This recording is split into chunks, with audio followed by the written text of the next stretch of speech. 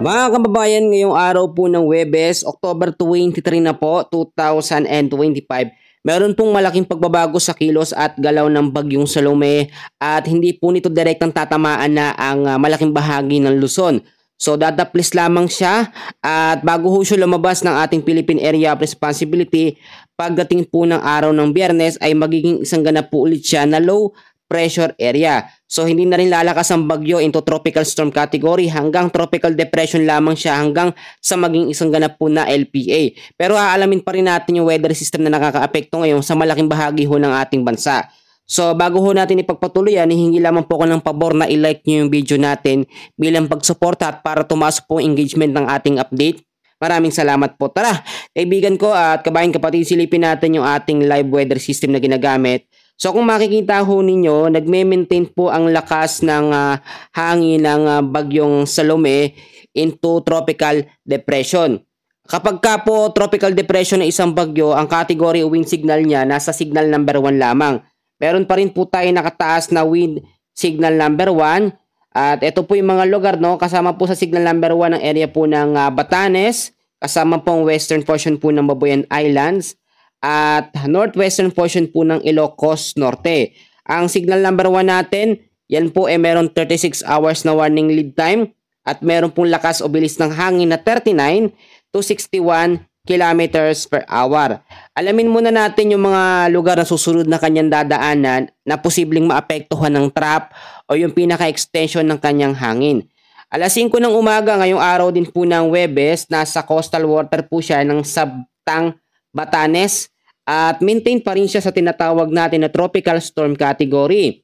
Pagdating naman po mamayang alas 5 ng hapon, 100 kilometers north-northwest of Lawag City, Ilocos Norte po ang kanyang magiging direksyon. Pagdating naman po ng Friday po ng alas 5 ng umaga, 240 kilometers west of Sinait, Ilocos Sur. At siya po ay isang ganap na lamang na low pressure area. Actually, hindi naman talaga po magiging banta etong bagyong Salome. Mahina lamang siya sa tinatawag natin na track and intensity forecast ng bagyong Salome. Talagang hindi po siya direktang tatama dito sa malaking bahagi ho ng Luzon. Yung trap at extension ng kanyang hangin base na rin sa kanyang tinatawag na area of probability. Kung makikita nyo, yung hangin kasi na yan, sinasabayan lamang ng bagyong Salome. So yung direksyon nito ay hindi po papasok or padirekta sa ating Philippine landmass. So safe po ang malaking bahagi ho ng Luzon, Visayas at Mindanao. Ngayong araw ng Webes, asahan natin ang medyo magandang panahon naman, no? Pero may mga tsansa pa rin ng maulap na kalangitan, lalo na ho bandang hapon at sa gabi, dahil po yan sa ibang weather system na ating nakakaapekto ngayon sa bahagi po ng ating bansa. Pero dahil pa rin po sa banta ng bagyong Salome, habang hindi pa naman ito nagiging isang ganap na low pressure area, ay nagtaas pa rin po ang pag-asa ng heavy rainfall warning. Asahan pa rin natin yan sa buong araw.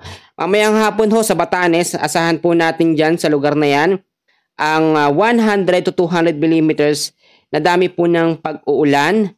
At ngayong hapon din po hanggang sa Friday ng hapon, meron po tayong 50 to 100 millimeters sa aasahan na dami ng ulan sa may Batanes area pa rin. Mostly po, no, yung Batanes area talaga ang pinaka naapektuhan ng bagyong Salome. Pero kung papansin niyo, dito sa area ng bagyong Salome, nandyan din yung area o ng direction po ng tinatawag natin na northeasterly wind flow na nakakaapekto din sa ilang bahagi po ng Babuyan Island, Batanes, yung extreme northern Luzon. Yan po yung mga lugar ngayon na naapektuhan ng banta po ng bagyong Salome at yung tinatawag po natin na northeasterly wind flow. So ngayon, hindi ito ganun katinding bagyo, no? Actually, tropical depression, category 1 lamang yan at hindi po ito lalakas sa tinatawag natin na typhoon o super typhoon, severe tropical storm, tropical storm category, hindi po siya nakikitaan. So yung mga kababayan natin na lagi po nagtatanong sa akin, hindi po ito dapat nating katakutan ng bagyong Salome. At yung panalangin natin, dininig po ng Panginoon na ito'y humina at malusaw din sa mga susunod po na mga araw. Balikan na lamang natin ang bagyong Salome. Meron po tayo ngayon tinatawag din na forecast weather condition. Ito naman po ay apektado ng ibang weather system. Ito kasi sa may bandang Mindanao, sa Southern Leyte, sa may Cebu, Bohol at sa may Siquijor, patuloy pa rin po na apektuhan ang tinatawag natin na ITCZ o Intertropical Convergence Zone o yung salubangan ng hangin sa Northern at Southern Hemisphere, pero medyo mahina na lamang po yung kanyang nagiging epekto. Pero may mga impact pa rin ito tulad ng pagbabaha sa mababang lugar at landslide po sa mga landslide prone area kapag ka nagkaroon po ng moderate to heavy rains anumang oras, lalo na po sa hapon at sa bandang paggabi po. Dito naman po sa area ng Bicol Region, sa may Eastern Visayas, kasama po ang Aurora at Quezon, yung mga lugar ho na yan ay apektado ngayon ng easterlies o yung mainit na hangin na nanggagaling sa may karagatang Pasipiko. Hindi naman na ganun kalakas ang easterlies, no? Which is maganda po itong senyales para po sa pagpasok ng tinatawag natin no northeast monsoon o yung totally full na amihan season talaga ay mararamdaman natin. Kaya nga po ang sinasabi ko sa inyo, kapag nasa amihan season tayo, kapag may bagyo na buo sa loob ng ating area, hindi po yan nakaka-develop ng malakas. Napipigilan kasi yan. May easterlies tayo, meron tayong northeasterly wind flow dito. So talagang corner tong LPA nito, tong bagyo na to, no? Bagyong Salome, hindi nalalakas yan. Kaya kung may nakikita kayong update, nalalakas ang bagyo into typhoon category, hindi ho yung totoo. Ako na po yung nagsasabi at kitang-kita nyo naman po sa ebidensya, no? Kapag ganyan kasi ang linya ng isang bagyo o ganyan ang sitwasyon niya, hindi na yan nakikita na potential na lalakas. Magtiwala po kayo sa akin mga kaibigan, no? At pagdating ng Friday, baka malusaw din po ito. LPA tapos malulusaw, mawawala na po. At ito naman po tayo sa ilang bahagi po ng Metro Manila. Kasama po ilang bahagi ng ating bansa ay patuloy din po makakaranas ng medyo maulap na kalangitan lalo na sa bandang hapon at sa gabi. Dulot naman po yan ng mga localized thunderstorms. Ang localized thunderstorms, minsan naman hindi siya consistent na tuwing hapon laging umuulan. Madalas po yan kapag sobrang alinsangan po ng panahon natin sa umaga hanggang sa magtanghali dahil po sa easterlies, yung impact po niyan ay pag-ulan bandang hapon at sa gabi. So bakit ba umuulan sa hapon at sa gabi? Dahil po sa pressure o init na galing sa lupa, nag-evaporate po yan pataas. So doon po napubuo yung mga clouds, yung mga sama ng panahon, yung mga tubig na siyang bumubuhos naman po lalo na sa hapon at sa gabi. Kaya nga meron tayong mga thunderstorms, pinakamalakas natin, severe thunderstorm na kaya pong magpabaha. Lalo na hoy, naranasan mga pag-uulan noong nakarang mga araw dito po sa area ng Mindanao dahil po sa mga localized thunderstorms. So ngayon, bukod po dyan sa weather system na yan, ang ating midabantayan lang naman itong isang bagyong Salome. Alam nyo, tulad na aking sinabi, ang bagyong Salome parang nagparamdam lamang at inaasahan din po natin, eto na po yung huling bagyo ngayong Oktubre. So pagpasok naman po ng November, ang ine-expect naman natin na bagyo ay pababa na ho ng pababa. 1 hanggang 2 bagyo na lamang at December, 1 hanggang 2 bagyo din po ang papasok sa loob ng ating Philippine Area of Responsibility. Ayon na rin po yan sa ating pagtatala sa advanced weather forecast natin. So pagkatapos po ng bagyong Salome, wala po tayong nakikitang susunod na sama ng panahon or cloud cluster, low pressure area. Wala. Etong bagyong Salome, hindi naman talaga magbibigay ng matinding impact. Nakikita nyo naman sa panahon natin ngayon dyan sa malaking bahagi ng Metro Manila, ligtas po yung mga lugar dyan sa banta ng bagyong Salome dahil palihis yung kanyang direksyon. Itong hangin na yan, kung nakikita nyo po yung hangin na yan, yan yung northeasterly wind low o yung tinatawag natin high pressure na galing po sa taas. Kasabay niyan yung northeasterly wind flow, kaya malamig-lamig yung hangin na to. Yan po yung sinusundan ng bagyong Salome. So hindi naman talaga siya tatama no? Kung makikita nyo po yung hangin o high pressure sa taas, iba yung direction niya, pagilid lang, sa gilid lang. So kapag dumaan na po dito ang bagyong Salome, yung trap or extension na lamang po ng hangin niya ang direktang makakaapekto. Pero dahil nga po isang ganap lamang siya na tropical depression at pagdating ng Friday magiging LPA, ay mahina po yung epekto nito. At kahit sabihin natin na ito ay isang ganap na tropical depression, pero maging handa pa rin tayo, maging alerto pa rin po tayo sa mga posibilidad na pwede pong mangyari. So ang high pressure na yan yung sinasabi natin na magtutulak dito sa bagyong Salome para ho lumihis o lumabas na ating Philippine Area of Responsibility. Ang galing nga ho, kung titignan nyo ho, yung mga hangin na yan, high pressure sa taas, yung easterlies, pagka lumalapit na sila sa ating Philippine landmass, nababawasan na ho yung impact nila. Ibig sabihin po, yung protection ni Lord nandiyan dyan, saka yung mga lupa natin dyan, mga kabundukan natin dyan, yan yung isang dahilan kaya na wawala yung epekto ng malalakas po na bagyo tulad na bagyong Salome, no? Alam nyo, etong bagyong Salome kapag yan na natapat po sa habagat season, mas mataas yung chance nito na maging malakas. Pero dahil nga po, nasa pagpasok ko tayo ng amihan at medyo malamig na talagang hangin, lalo na po sa madaling araw at sa gabi, yung epekto po ng mga LPA, mga bagyo, hindi na de-develop ng mabilis. Kung nagiging malakas man sila, pag nakalabas na ng ating Philippine Area of Responsibility. Kaya naman po ang bagyong Salome, kapag hindi pa po yan nalusaw at nakalabas ng ating Philippine Area of Responsibility bilang isang LPA, ay may chance itong mag-intensify or lumakas ulit into tropical depression. Pero sa pagkakataong yun, wala na siya sa ating Philippine Area of Responsibility.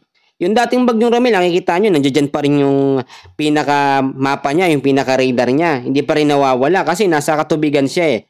Pero pag nasa atin yan, mabilis siya nawawala kasi maraming hangin po ang umiikot ngayon sa iba't ibang parte po ng ating bansa. Meron tayong high pressure sa taas, kasabay po ang northeasterly wind flow, meron tayong ITCC dito sa may bandang Mindanao, meron din tayong mga localized thunderstorm, meron din tayong easterlies o yung maalinsang hangin na nanggagaling ho sa karagatang Pasipiko. Kapag kasi pagpasok na o papasok na ang amihan season, iba't ibang mga hangin na ang ating na-experience sa malaking bahagi ho ng ating bansa. So ngayong araw po ng Huwebes, asahan pa rin natin ng medyo okay o mas okay po na panahon, medyo maalinsangan, medyo mainit.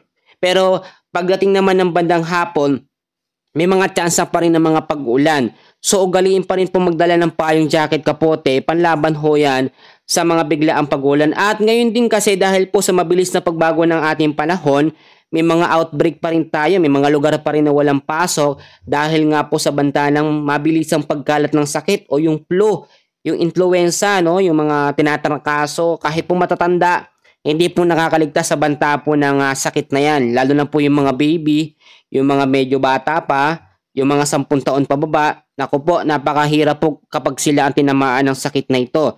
So ngayon, kahit po tropical depression lamang ang bagyong Salome, lagi ko pa rin sinasabi na napaka-importante po na mag-antabay kayo sa lagay ng ating panahon. Yung mga ina-update ko po, no, minsan talaga nalilita ko pero madalas po madaling araw, abangan nyo po yung update ko at pwede nyo ho yung i-share sa inyong mga kakilala.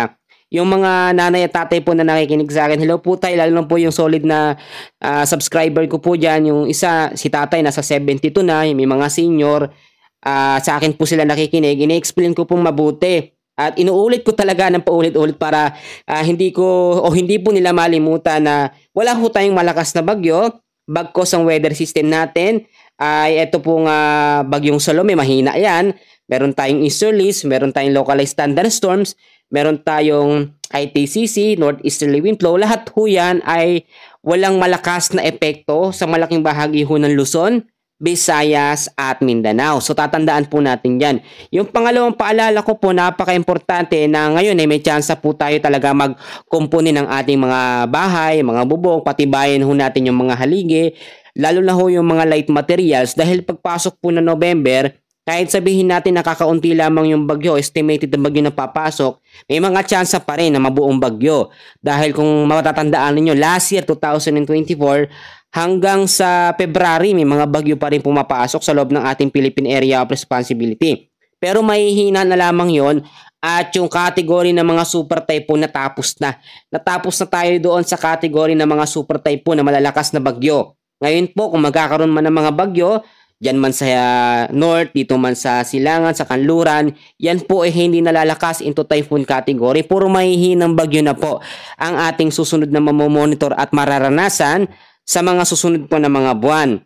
So wala ho tayo dapat ipag-alala, no? Ngayon, yung pangatlong paalala ko ay kung pwede pa rin o yung mga lugar pa rin na delikado sa mga landslide, yung mga bahaing lugar, mag-antabay kayo dyan, lalo na kapag meron tayong mga localized thunderstorms. Wag ho tayong pakampante kahit maganda ang panahon sa umaga. Minsan naman, bumabanat naman yan at nagpapaulan po sa hapon. So yung mga bahaing lugar, lagi pa rin maging alerto at ito yung paalala ko pa, linisin yung mga lugar, lalo na po dito sa Metro Manila, sa Visayas at sa Mindanao. Sa Mindanao kasi yung ITCC mahina na, no? So, kinakailangan pa rin natin mag-asikaso, maglinis ng kapaligiran. So, kung nakikita nyo naman, mahina na yung pressure ng hangin na meron dito sa may bandang Mindanao. Yung easterlies naman, pahina na rin po ng pahina. Hindi po ganyan yung hangin niya kahapon. Malakas yung pressure na yan. So ngayon, meron tayong malakas na hangin o high pressure galing na po dito sa north, yung dyan sa may pesto po ng Bagyong Salome. Yan po kasing indikasyon ng pagpasok ng talagang totally northeast monsoon na. Kasi pag northeasterly wind flow, mahinang amihan lamang yon. At yun pa kalarang sinasasabi natin na kalahati pa lamang yun ng lamig na ating mararanasan sa ibang mga lugar tulad sa Baguio, no? Ay alam natin yan, medyo malamig na ang panahon. Sila, nararanasan nila. Pero bandang Metro Manila, Visayas at Mindanao, ay hindi pa rin masyadong ganun kalamig ang panahon. Medyo mainit pa rin, lalo na ho, bandang patanghali na. At ito pala, yung sinasabi na kinakailangan din natin i-safety ang ating mga importanteng gamit. Lalo na po, yung mga papeles, mga dokumento. Hindi lang kasi dahil sa baha, no? Kailangan din natin maging alerto dahil marami din sunod-sunod din po ang mga nagiging sunog ngayon. Biruin po ninyo, meron tayong mga lindol update, meron tayong sa mga bagyo, tapos ngayon yung mga nasusunog naman ng mga bahay, yung mga dikdikit. So maganda nga po yung pag-segregate o pag-separate natin ng ating mga kagamitan ay mas maganda, no? Yung mga go bags, isang kompletong bag ho yun na nandun lahat, medical kit, may pagkain, meron po mga importanteng gamit, mga papeles para isang bitbitan lamang. Pero ngayon po kasi, kahit sabihin natin na medyo magiging okay ang panahon at hindi naman daw magbabaha, no? Wala po makakapagsabi, walang makakatiyak po sa pabago-bagong sitwasyon ng panahon natin dahil sa climate change. Kahit po nasa update natin na magiging maganda naman ang panahon, yung mga thunderstorms bandang hapon, lagi kong pinapaalala, yan po yung delikado. So dapat po lagi tayong nakamonitor at may mga backup plan tayo sa mga ganyang sitwasyon. Tulad ng aking sinasabi, napakahalagang paalala ko yung panghuli na ipanalangin natin sa Panginoon na itong Bagyong Salome, no, ay mawala na at wala hong sumunod na bagyo sa paglipas ng ilang mga linggo dahil nga po yung mga kababayan natin ngayon nasa recovery period pa lang, lalo na ho yung dinaanan ng Bagyong Ramil. Napansin nyo yung Bagyong Paulo at Bagyong Ramil dyan po sa Minor Luzon. Ngayon, medyo baha pa rin yung ibang mga lugar dyan, pero medyo pahupa naman na. Kaya salamat po sa Panginoon kasi itong Bagyong Salome hindi naman talaga tumama o direktang dadaan sa kalupaan po ng Luzon, no? Dito po sa area na yan. Safe po yung mga lugar na ito. Kahit i-zoom in natin yan, hindi po talaga dadaan dyan ang Bagyong Salome. Bagko, sinusundan niya yung high pressure sa taas at doon dadaan itong bagyo na ito. So kahit po dumaan siya dito, yung trap or extension ng kanyang hangin ay magiging mahina lamang ang epekto. Posible nga pong mas mapaaga pa yung pagiging low pressure area category niya ulit at bumalik siya sa ganong kahina at malusaw kapag o habang papalabas po ng ating Philippine Area of Responsibility. So ngayon, kinakailangan natin ng backup plan, kinakailangan natin laging mag-antabay, maglinis ng ating kapaligiran. At kaibigan kabayan, no, dito na lang po muna tayo at sa susunod na update natin, meron tayong mga pagbabago at meron akong mga sasabihin po sa inyo. Kung nakaabot kayo hanggang dito, please po-comment naman inyong pangalan kung taga saan kayo. At para next update ay mai-shoutout ko po kayo. Maraming salamat po at God bless po sa inyong lahat at magandang araw po.